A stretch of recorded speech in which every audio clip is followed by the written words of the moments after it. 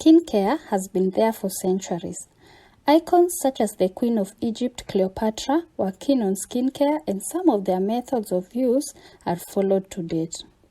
The expensive costs of the products available in beauty stores may prompt one to improvise what's readily available in their homes and incorporate it into their skincare routine, famously known as the DIYs. Some of the commonly used DIY products that should be used with care include baking soda, which is also termed as sodium carbonate.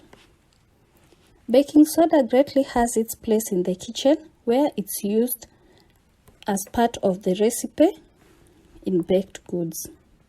It also aids in cleaning and neutralizing odors.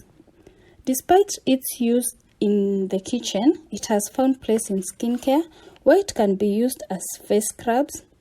It's also used to lighten dark spots and to improve acne symptoms, sunburns, and blackheads.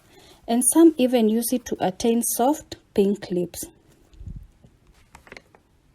In order to get a better understanding of why baking soda may not be good for your skin, I'll take you through a concept known as the pH. pH refers to the acidity or basicity, and the pH scale ranges from 0 to 14. The pH is said to be neutral when it's at 7. From 0 to 6, the pH is termed as acidic, and from 8 to 14, the pH is termed as basic. The normal pH of the skin is acidic at a pH of 5.5, while baking soda is alkaline with a pH of about 9. So if the baking soda and water ratios are not properly mixed, it may interfere with the pH of your skin. Disrupted skin pH increases its susceptibility to acne breakouts, and it may even worsen your acne. Baking soda may also be highly drying and irritating to the skin, and some cases of early onset of wrinkles have also been reported. To minimize these risks, ensure you mix the right proportions of baking soda with either water, honey, or aloe vera gel, whichever you prefer. Lemon is also commonly used in skincare. It's cut into pieces and the lemon juice is directly applied on the skin. It has high concentrations of vitamin C, which is beneficial to the skin, as the vitamin C helps brighten the skin and give it a natural glow. It also helps fade dark spots and hyperpigmentation, leaving one with a more even skin tone. Vitamin C is an astringent and helps improve acne symptoms by minimizing skin inflammation and scarring. It also increases collagen production, which in turn reduces appearance of wrinkles and fine lines. However, the lemon juice used is highly acidic with a pH of up to 2.2, and this interferes with the normal skin pH. It can easily irritate and burn the skin, especially if you have sensitive skin. The juice, when applied directly to the skin, also causes excessive skin drying, flakiness, redness, and sometimes skin peeling may occur. It also increases photosensitivity and your risks of getting hyperpigmentation due to sunburns.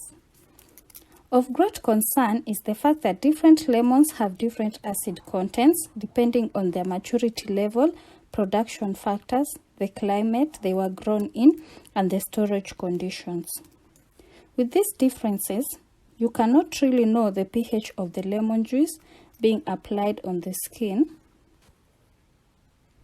And this is the reason why most dermatologists advise on using vitamin C serums and other cosmetics containing vitamin C, provided their concentrations and pH of vitamin C is known, as pH is of great importance when it comes to healthy, glowy skin.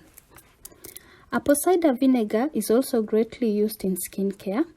Its use in medicine can be traced back into the biblical times, where it was mixed with honey and used to treat wounds. It's also used in skincare, and Queen Cleopatra used it as a toner and a cleanser. To date, apple cider vinegar is still used in skincare. It's beneficial for acne as it has anti-inflammatory and antibacterial properties against the P. acnes. It also has high concentrations of citric acid, which brighten and smoothen the skin. It even recently became a trendy challenge on the internet, where most people were trying to achieve that glow